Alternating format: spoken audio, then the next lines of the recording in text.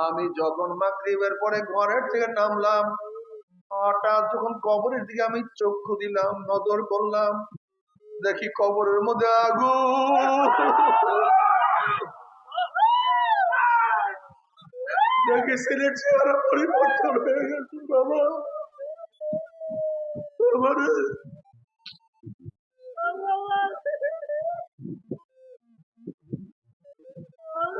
বুখারীর মধ্যে রওয়ায়াত আছে, আসমা বিনতে আবু বকর রাদিয়াল্লাহু আনহুমা রওয়ায়াত করেন,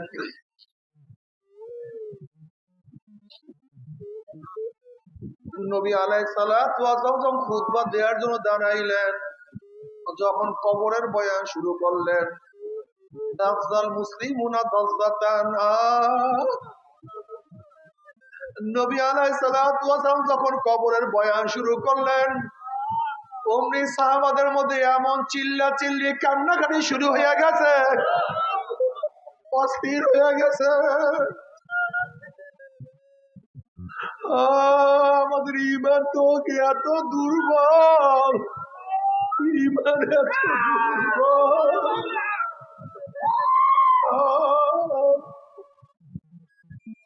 ও যুবক,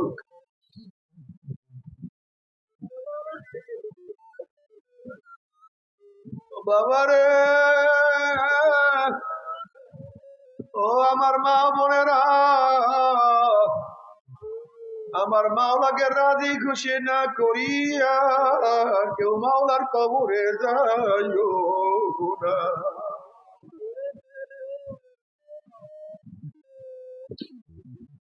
বাবারে, কি বলবো জানি না। আল্লাহ তুমি আমাকে মাফ করিয়া দাও, আল্লাহ আমাকে গুনাহ থেকে বাঁচিয়া থাকার তৌফিক দিয়া দাও, আল্লাহ আমাদের সবাইকে মাফ করিয়া দাও। বাবারে, নবী ইব্রাহিম আলাইহিস সালাতু ওয়াস সালাম মাঝে মাঝে মাওলার ভয়ে বেহুশ হইয়া পড়িয়া যাইতেন, মাঝে মাঝে মাওলার ভয় কলিজার মধ্যে এমন কম্পন শুরু হইয়া যাইত, অনেক দূরে একটা আওয়াজ পাওয়া যাইত। আল্লাহ পাক জিবরাইলকে বললেন, যাও জিবরাইল, আমার খলিলের কাছে সালাম পৌঁছাও এবং প্রশ্ন করো, কোন বন্ধু কি বন্ধুর ভয়তে বেহুশ হইতে পারে নাকি? সে তো আমার বন্ধু, সে আমার ভয় কেন বেহুশ হইয়া যায়? জিবরাইল আলাইহিস সালাতু ওয়াস সালাম নবী ইব্রাহিম আলাইহিস সালাতু ওয়াস সালামের আল্লাহর তরফ থেকে সালাম পৌঁছাইলেন এবং জিবরাইল আলাইহিস সালাতু ওয়াস সালাম বললেন, আল্লাহ পাক নিজেই প্রশ্ন করছে, কোন কি বন্ধু বন্ধুর ভয়তে বেহুশ হইতে পারে নাকি?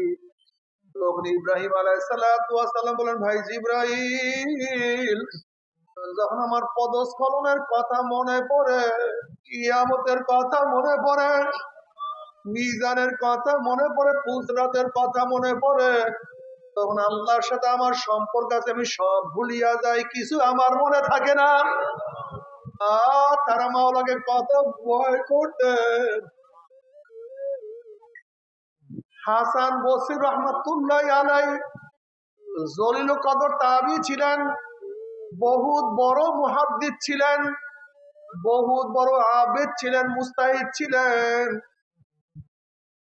আমাদের তরিকার সমস্ত নিসবত যার পর্যন্ত গিয়া পৌঁছে, এই হাসান বসরি রহমাতুল্লাহ আলাইহি, যাকে উমর ইবনে খাত্তাব রাদিয়াল্লাহু তাআলা তাহদিক করাইছেন, আসমা রাদিয়াল্লাহু আনহার ঘরের মধ্যে যে লালিত পালিত হইছে,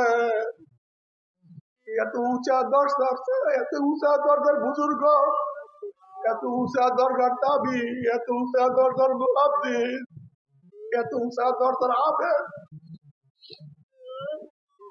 এই হাসান বসরি রহমাতুল্লাহ আলাইহি একদিন আফসোস করার বলে, নবী আলাইহিস সালাতু ওয়াস সালাম ফরমাইছেন, জাহান্নাম থেকে এক ব্যক্তিকে 1000 বছর পরে বাড়ি করা হবে।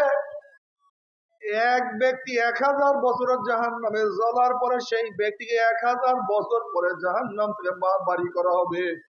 হাসান বসরি রাহমাতুল্লাহ আলাইহি বলেন, যদি ওই ব্যক্তি আমি হইতাম, আমার খোশ নসিব একদিন না একদিন আমি জাহান্নাম থেকে বের হইতে পারতাম। আল্লাহ,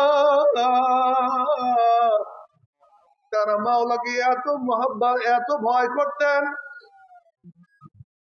নবী রহমাতুল্লাহ আলাইহি বলেন, আল্লাহ যদি আমাকে মাফ করিয়া আমাকে মাফ করিয়া জান্নাতে লোকের জুতাও যদি বানাইয়া দেন আমার খোশ নসিব, কমপক্ষে আমাকে জাহান্নামে যাওয়া লাগবে না।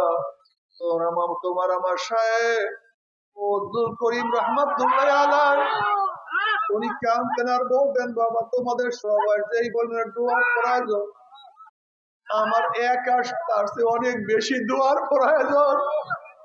উনি বারবার বয়ান করতেন, বাবা আমি সবসময় পুলতে এত উপরে আছি।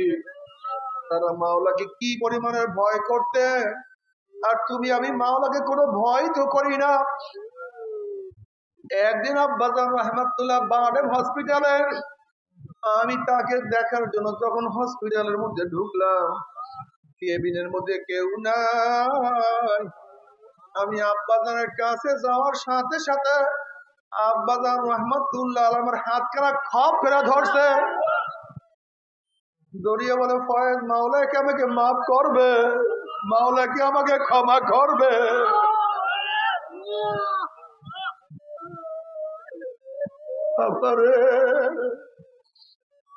আমি বললাম, আব্বাজান জীবনে আপনার স্নেহ মোহাব্বত ঠিক মতো পাই নাই, সারা বছর দিনের কাজে ব্যস্ত ছিলেন।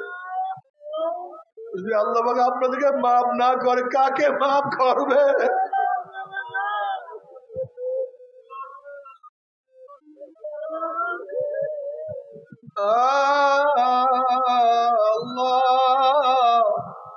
আল্লাহ তুই আমাদের সবাইকে মাফ করিয়া দে আল্লাহ। আমার যুবক বাবারা, মুরব্বী এবার আজকের থেকে ওয়াদা করো, মন আমি নামাজ আর কাজা করব না। ওরে মন, আমি মাওলাকে বাদ দিয়ে অন্য কাউকে মানবো না, আমি নবীর সুন্নাত ছাড়বো না।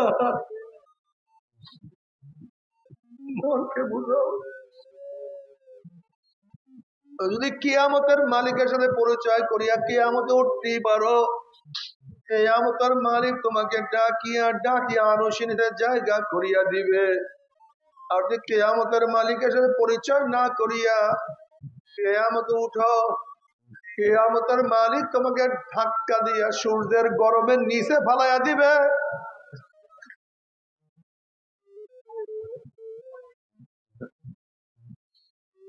পুলসরাতের মালিকের সাথে পরিচয় করিয়া পুলতে উঠতে বলে পুলসরাত পাড়ি দিয়া চলিয়া যাবা। আর পুলসরাতের মালিকের সাথে পরিচয় না করিয়া পুলসরাতে উঠো, ওয়ানাযারু যালিমিনা ফিহা জিসিয়া, অমনি গুম করে জাহান্নামে পড়িয়া যাবা। আল্লাহ মাফ করিয়া দাও।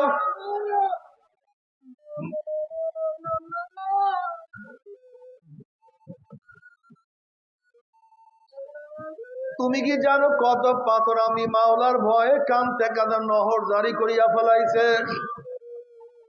নবী মুসা আলাইহিস সালাম একদিন এক জায়গা থেকে রওনা করছে, দেখে একটা পাথর কান্দে। নবী মুসা আলাইহিস সালাম বলেন, পাথর কেন কান্দো? আল্লাহ পাক জাহান্নামকে মানুষ এবং পাথর দিয়া জ্বালাইব, কুদুহান নাসু ওয়াল হিজারা। ওই মাওলার ভয়ে কান্নাকাটি করতে আসি। আপনি আল্লাহর কাছে দোয়া কর, মাওলা তোমাকে মাফ করিয়া দেয়। নবী মুসা আলাইহিস সালাম বলেন, মালিক এই পাথর তোমার ভয়ে কান্দে, তুমি তাকে মাফ করিয়া দাও। আল্লাহ বলেন, সুসংবাদ জানাইয়া দাও, মাফ করিয়া দিলাম। এই সুসংবাদ জানাইয়া মুসা আলাইহিস সালাম চলিয়া গেলেন। অনেকদিন পরে সেখানে আসার পরে দেখে পাথর আবারও কান্দে। নবী মুসা আলাইহিস সালাম বলেন, পাথর তুই কি আমার কথা বিশ্বাস করো নাই?